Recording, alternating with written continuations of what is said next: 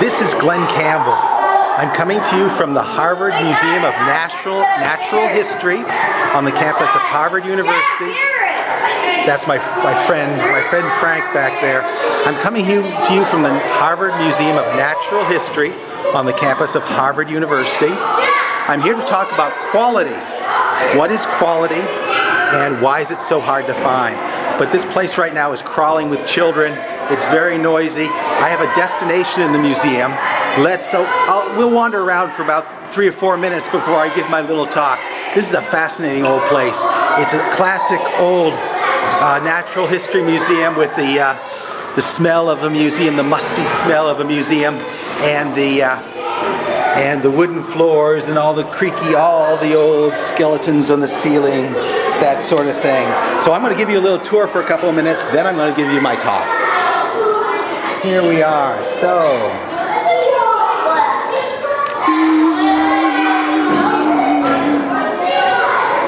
that would be a whale on the ceiling.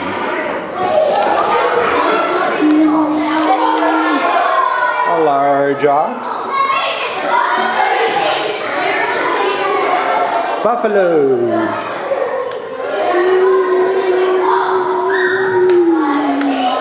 I remember coming here as a kid many years ago. It hasn't changed at all. It was my favorite museum. Mooses.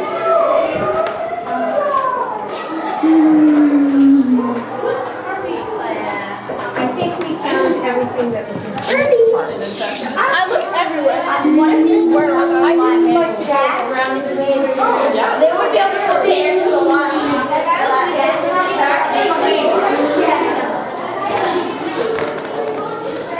Rhinoceri, zebra. I want to find the giant ground sloth. I remember the giant ground sloth. It's been here for a million years. Monkeys.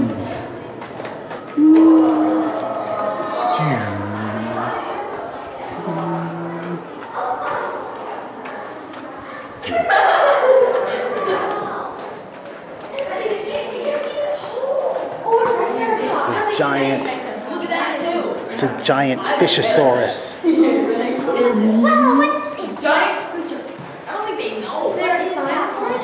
No. They don't know it.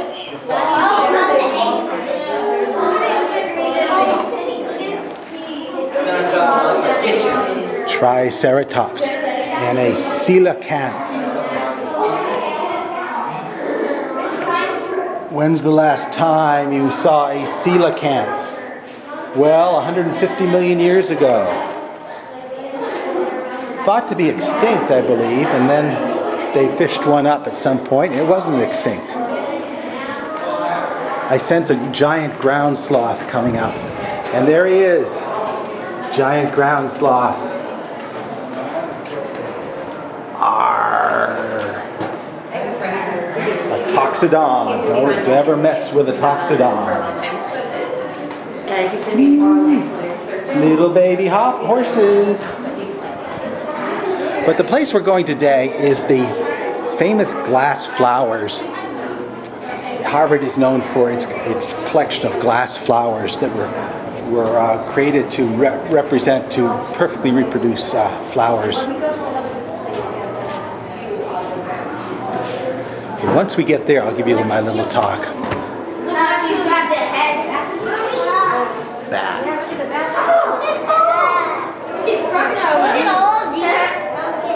Justin, look at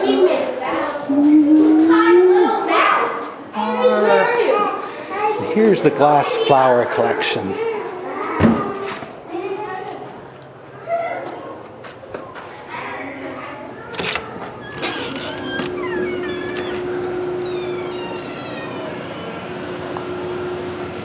These are perfect reproductions of flowers at the time that was the only way to reproduce them.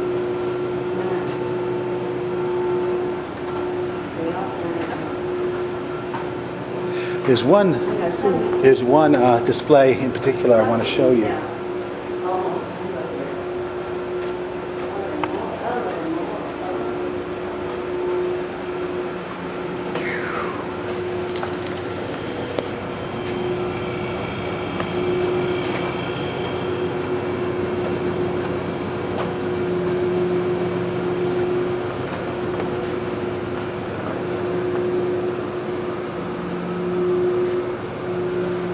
And this is the place.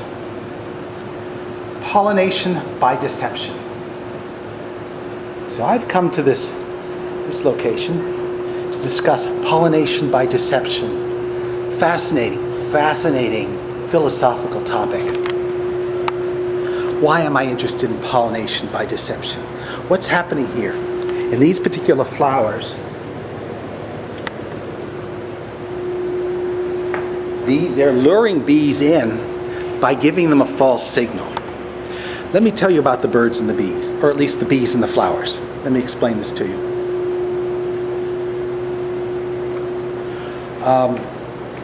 Bees and flowers have a symbiotic relationship. Bees pollinate flowers, and in exchange, the flowers give bees nectar. They give bees food. So it's a little bribe, and the flower gives off this bribe. The bees know that flower has nectar, so they come to the flower.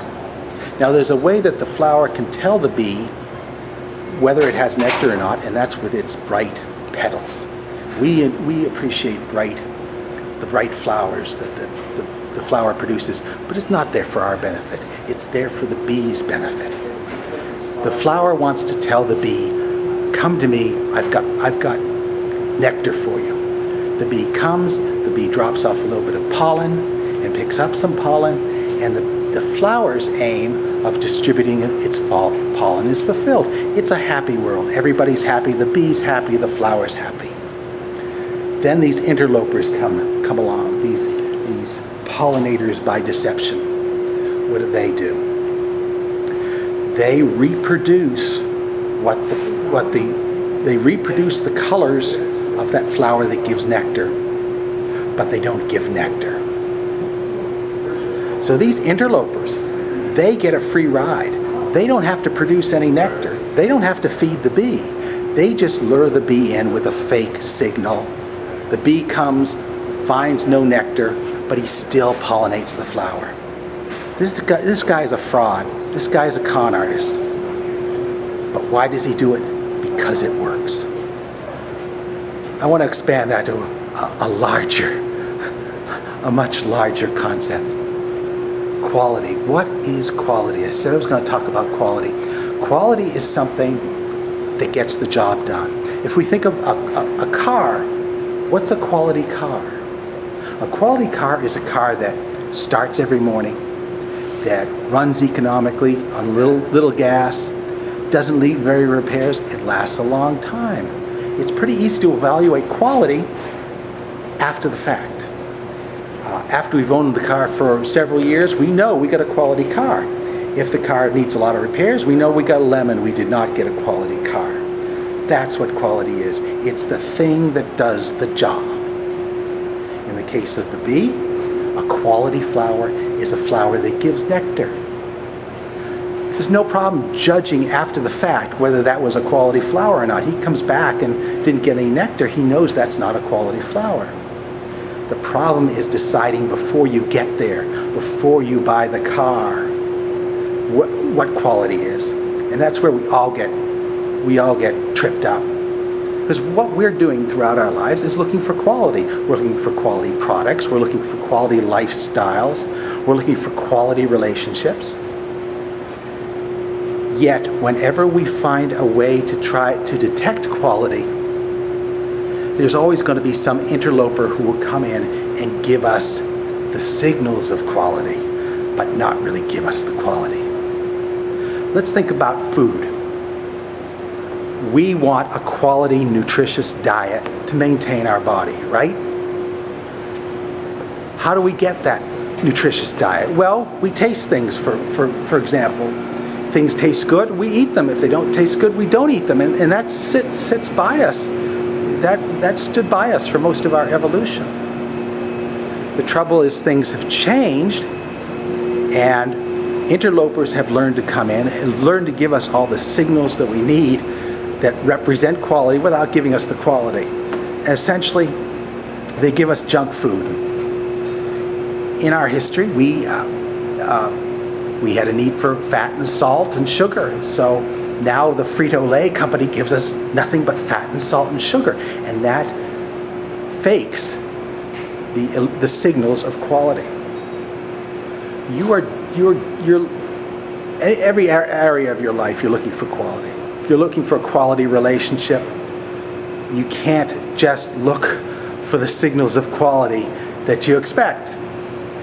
Okay, quality relationships in our evolutionary background, we're looking for certain, men and women are looking for certain aspects of certain physical attributes of the people they choose, and they think that's quality. And we learn nowadays that you just choosing the beautiful woman or the handsome man is not the route to a quality relationship. Maybe it's great breeding strategy, but it's not a quality relationship. What we're doing almost every hour of every day is trying to evaluate quality, trying to predict what the good flower is, what is going to deliver us quality and what is not. Advertising is all about deception. It is all about giving us the signals of quality, but not necessarily the quality. Sometimes some quality slips in there. Sometimes we actually buy a product like this here video camera that we're pretty happy with. But if I had listened to all the advertising, if I had listened to all the signals that the manufacturer gives out, I would not be getting a good camera. In fact, first camera I bought was a lousy one. It had a famous brand name, and it didn't do the job that I wanted. So I bypassed the signals that the manufacturer himself is putting out, and I go to the internet and I look at what other people have evaluated, who do not have a stake in this product, have done to evaluate this product, and eventually I came up with this good camera, but it took a lot of trial and error. You get tripped up when you go for the stereotypical signals of quality, when you go for the pretty girl or the handsome man or the flashy car. These are all stereotypical signals of quality that may not represent quality underneath.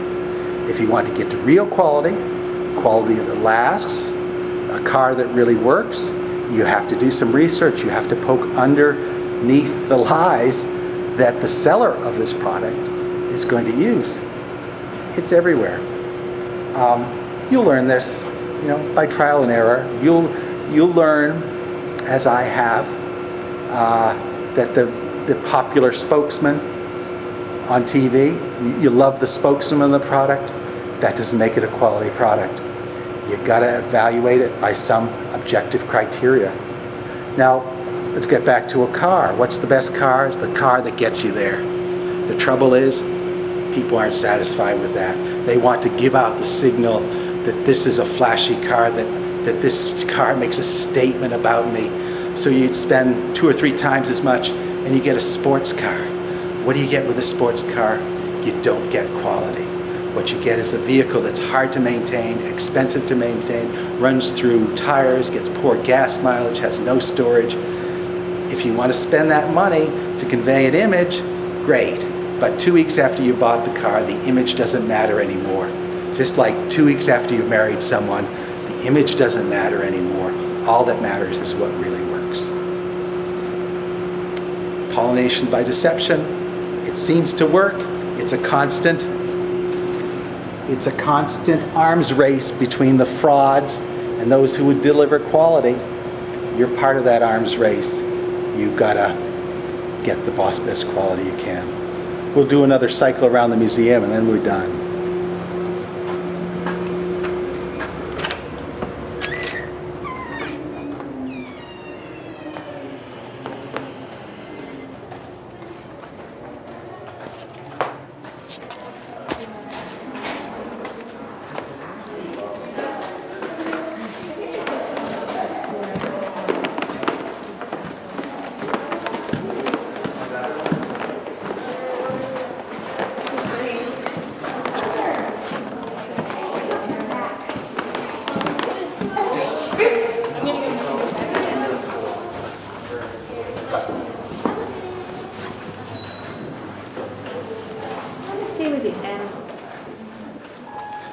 Okay, we're moving into the Peabody Museum of Harvard, and that's ethnology.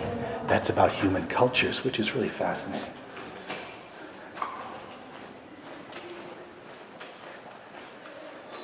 Mayan culture. This museum specializes in Native American cultures. Some of these exhibits are new, and some of them haven't changed since I first came here as a kid.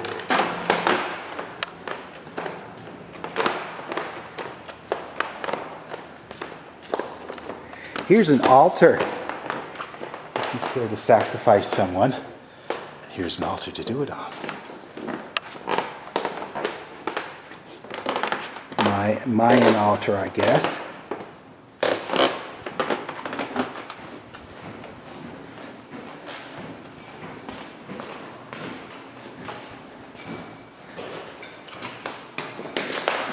I guess this is a good place to stop our tour. Talk to you later.